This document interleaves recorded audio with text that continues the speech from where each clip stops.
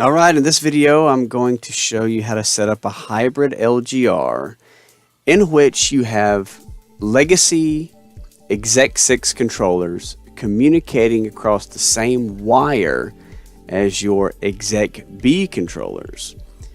Now, normally, you probably wouldn't want to set up a hybrid this way. What you would want is you would want your CMNet coming off of your port S1 so that you could talk to your Exec 3 or Exec 4 controllers and also your Exec 6 controllers. And then your Exec B controllers, you'll come off of your ARCNET on the left-hand side of the LGR. Now, when would you ever want to do this? When would you ever need to talk to, let's say, an S6104 or a lot of S6104s? That are legacy controllers that have not had Exec B upgrades, that do not have new programs in them, but have the old legacy programs in these old legacy Exec 6 controllers. When would you need to put that on a hybrid LGR on the same wire as your Exec B, modern ARCNET controllers? Well, if you had a bunch of these controllers, a bunch of these legacy S6104s, and you had a lot of different programs, and you would have to rewrite all of these programs. If you did the Exec B upgrade, let's say, and you wanted to put these new programs in there, it could be a lot of work. It may involve more wire pulling as well to get this on a separate wire, separate network coming into port S1. So if you wanted to put these on one wire, you can. The option is there. Most likely you're never going to need to do this, but just in case, the first thing you want to do is you want to get the information out of that legacy gateway, which in this case is an LGE. Information being the IP address that's assigned to it, of course the subnet mask and the gateway address. Get that information out. And I prefer to use PuTTY to put that into my new router, my LGR, my hybrid that I'm setting up. You want to take that information, you want to put it into the hardware of the new device, the LGR. In Site Builder, you also want to update that information. So you'll click on your LGR, you'll click on the address tab, and you'll put that information in here, that updated information that came out of the legacy gateway. And you can also download it here instead of using PuTTY. I just like using PuTTY. The other thing you're going to want to do is you're going to want to click on driver under the LGR, and you need to select the hybrid LGR driver. You must put this hybrid driver in there. Another thing you need to do is you need to change the driver for that legacy gateway, in this case the LGE. You need to change that driver to an HEM driver. I assume the H stands for hybrid. Another thing you need to do, if this is going to be on one wire like we're doing, you must have unique addresses. So for example, in my old CMNet here, I had my S6104, this Exec 6 controller, as control module 2.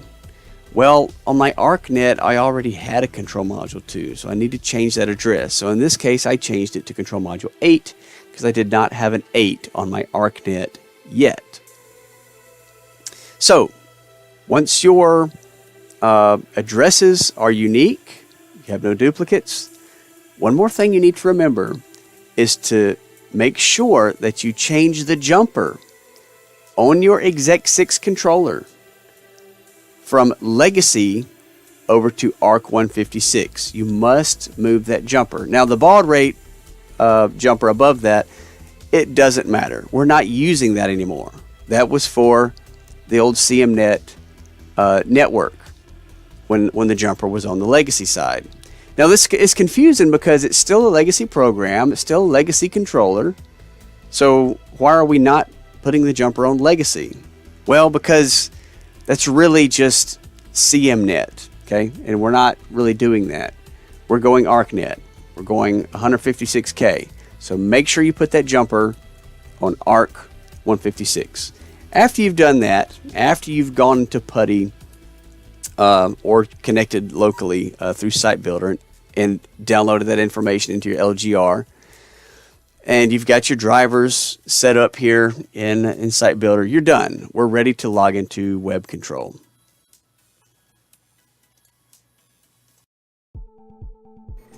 Okay, after we log into Web Control, if we'll go to the ARCNET network, if you look at the legacy gateway, this device is actually not there anymore. We have removed that. This is now housed inside the hybrid LGR. If we go to driver, this is where we will see the IP address, subnet mask, and gateway address that we put into our LGR. You just want to make sure that that was correct, the information you entered. Another thing you need to look at is the LGNet ID. Not to be confused with the LGNet address. Two different things. This LGNet ID, we want to make sure that if there is something here that we put it in, go into your LGR, expand that, expand driver, and go to Legacy CMNet Properties. And scroll down to where it says Legacy UDP, LGNet ID. And make sure that you type in whatever was listed on that old legacy gateway. Another thing is, as you can see here, my logical LGNet address and my CMNet properties here is 92. This is because I set my physical rotary switches, rotary dials on my LGR. I set those to 92. That's why you see 92 right here. Now, why did I set that to 92? Because that was my old LGNet address for my old LGE, my old legacy gateway. So that's something else that you need to make sure that you've done, is set those physical rotary dials to that old LGNet address, not to be confused with the LG ID, the LGNet ID. Two different things. So after you've done those things, to set up a hybrid the way we're doing it this time, which is to have Exec 6 controllers, old legacy controllers with legacy programs on the same physical wire as your Exec B that's on your BACnet over ARCNET. Right now, you want to change under Legacy CMNet Properties. You want to change this to yes. Now, its default is no, but you'll change this to yes. And the rest of this that comes up by default works in my case. Something may need to be tweaked in your case, but all of the defaults worked. So as you can see, we are able to, if we go to our ARCNET here on our BACnet network under our LGR, we can see that we're talking to our modules. We're able to modstat. Just modstat a couple modules here. So we're talking to them. We can control them. Now let's go to our CMNet network. Here we see the old gateway. And under this, we see where that control module 8, that S6104, that is an Exec 6 controller. So we're going to be able to talk to it and control it. So we modstat it. We're talking to it. Let's go into the program. Look at this old legacy program. This is all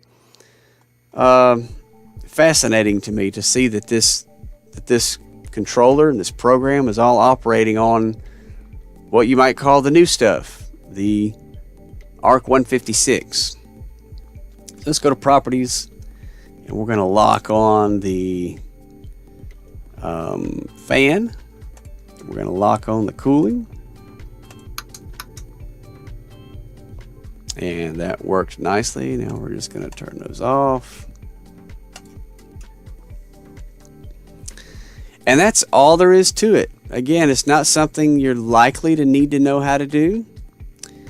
But it's good to know, just in case, or if you're just curious, it's neat to know that you can do this.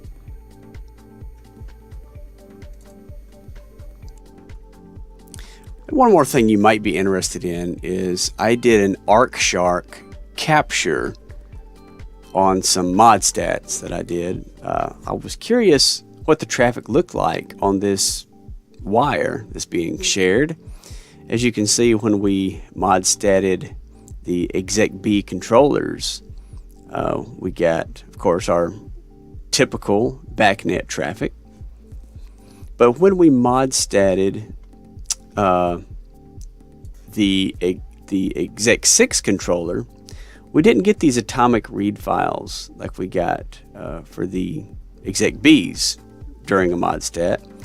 We get nothing but these unconfirmed private transfers. So this is technically a BACnet packet, but it's under that proprietary coding.